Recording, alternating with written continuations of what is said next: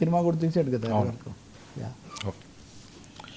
Sir deputy CM అని మర్చిపోయా, పవన్ నోట ఊహించిన మాట. పవన్ నోట కాదు, అది వచ్చింది ఓజీ నోట.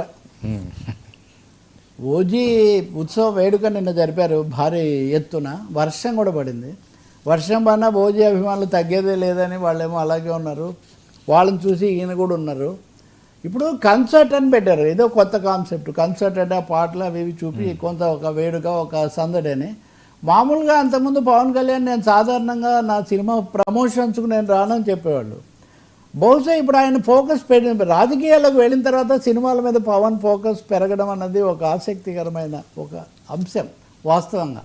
అంటే ఆయన ఇదివరకు ఏం చెప్పేవాళ్ళు అంటే, నేను సినిమాలు ఏదో జీవిక కోసం జీవించడం కోసం వెళ్ళాను, కానీ నేనేం ప్రత్యేకమైన ఆసక్తి ఉండి సినిమాల్లో కాదు. నా దృష్టి అప్పుడు అసలు ఎసెన్షియల్గా నేను పొలిటికల్ థింకింగ్ నాదేనా, అది నిజంగా కూడా అది నిజం అయిండొచ్చు. కానీ స్టేక్స్ పెరిగాయి. ఇప్పుడు ఆయన నిన్న ఒక కీలకమైన ప్రకటన చేశాడు. నిన్న కూడా ఆయన రక్తి కట్టించడం కోసం బహుశా కొంచెం ముందే వేదిక మీదకి వెళ్ళి తనే మాట్లాడి సినిమాలో డైలాగులు చెప్పి ఇవన్నీ చేశాడు. ఏమన్నారంటే, నేను రాజకీయాల్లో పోరాడే శక్తి నాకు ఇచ్చింది ప్రేక్షకులే అని. అంటే సినిమాల్లో నాకున్న దీన్ని బట్టే పాపులారిటీ, ఆ గ్లామరే నేను రాజకీయాల్లో పోరాడేటటువంటి శక్తిని ఇచ్చేయని. ఇంకా ఆయన చెప్పిన డైలాగ్ కూడా చూస్తే ఒక విధంగా గతంలో ఎన్నికల ప్రచారంలో వారాహి నుంచి ఆయన చేసిన కొన్ని ప్రసంగాలు గుర్తొస్తాయి. అంటే ఆకాశంలో ఉన్నాను అనుకుంటున్నావు, నేను ఆకాశం నుంచి దించుతాను.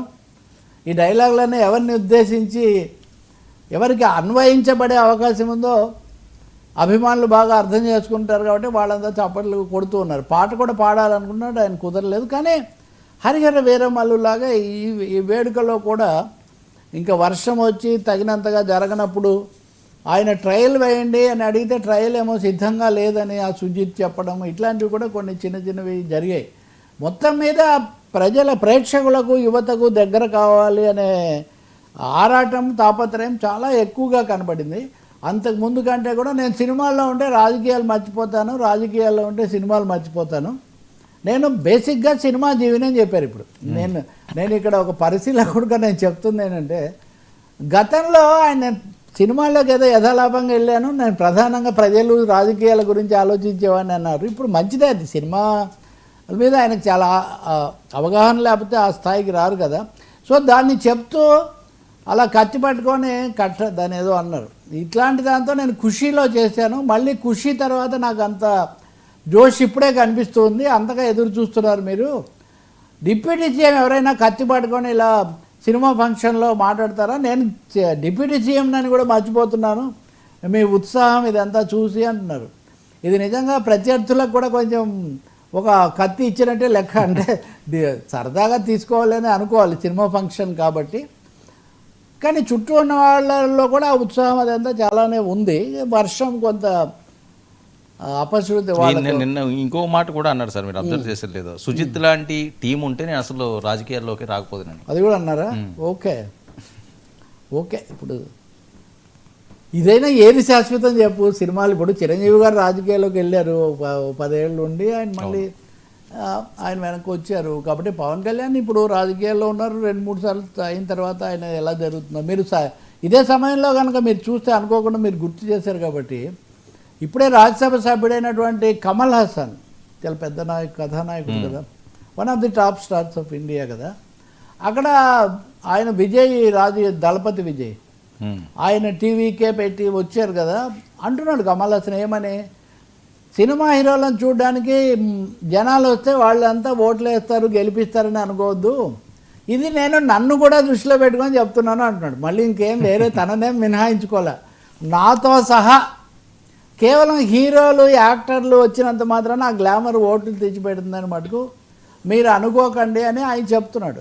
బహుశా నేను అనుకోవటం ఈ వాస్తవం ఏ ఒక్కరికంటే ఎక్కువ పవన్ కళ్యాణ్ తెలుసు.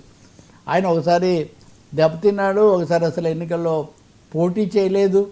ఇప్పుడు కూడా ఎవరెన్ని చెప్పినా కానీ నేను చంద్రబాబు నాయకత్వంలోనే 15 ఏళ్ళు ఉంటాను అనే మాట కూడా ఆయన చెప్తూ ఉన్నారు. కాబట్టి ఆయన రాజకీయాల్లోనేమో వాస్తవికంగా మాట్లాడుతూ సినిమా వేదికల మీద, అది మొన్న వచ్చినటువంటి సినిమా అయిన వీరమల్ల అయినా ఇప్పుడు ఈ ఓజీ అయినా, అయితే ఓజీ మీద హోప్స్ ఎక్కువగా ఉన్నట్టున్నాయి. ఈ ఓజీ 1,26,000 పాడుకున్న చౌటుప్పల్లో ఆ టికెట్ పాడుకున్నటువంటి అభిమాని రేపు ప్రీమియర్ షో రాగానే చూడాలని చాలా ఎదురు చూస్తున్నట్టు ఇప్పటికిప్పుడు కొన్ని రివ్యూలు అవి కూడా వచ్చాయి. కానీ ఓపెనింగ్స్ 19,000 టికెట్లు అమ్ముడుపోవడం మటుకు వాళ్ళు కొంచెం ఉత్సాహంగా ఉంది గతంలో వచ్చిన సినిమాల కంటే అని చెప్తున్నారు. ఏదైనా గ్యాంగ్స్టర్ వార్ కాబట్టి దీని ద్వారా దీంట్లో కొన్ని రాజకీయ డైలాగులు ఉండే అవకాశం ఖచ్చితంగా ఉంది. మొన్న పవన్ కళ్యాణ్ చెప్పినవే రాజకీయ డైలాగులాగే ఉన్నాయి.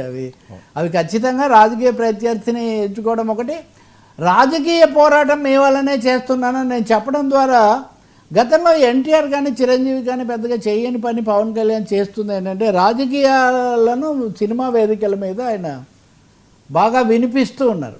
బహుశా ఆయన రాజకీయానికి సినిమా పునాదే రంగస్థలం అవుతున్నట్టుగా ఉంది. అందుకనే ఓజీ జయాపజయాలు సార్ అది కూడా అన్నాడు ఆయన. మళ్ళీ ఇది ఎలా ఆడుతుందో కూడా అది చూడాల్సిందే అంటూ సుజిత్ను బాగా ప్రశంసించాడు. ఇది ఈ విధంగా రావడం అన్నది సుజిత్ తమన్ కూడా చాలా రోజుల తర్వాత ఉన్నాడు. తమన్ పాడమంటే చాలా బలవంతం మీద నేను పాడాను అని ఆ డైలాగ్ అంతా చెప్పడానికి ప్రయత్నించటం, సుజిత్ ఒత్తిడి మీదే నేను సినిమాలో వేసుకునే డ్రెస్ వేసుకొని ఇక్కడికి రావాల్సి వచ్చిందని చెప్పడం, ఆయన గెటప్ అవన్నీ కూడా మొత్తానికి ఫ్యాన్స్కు కొంచెం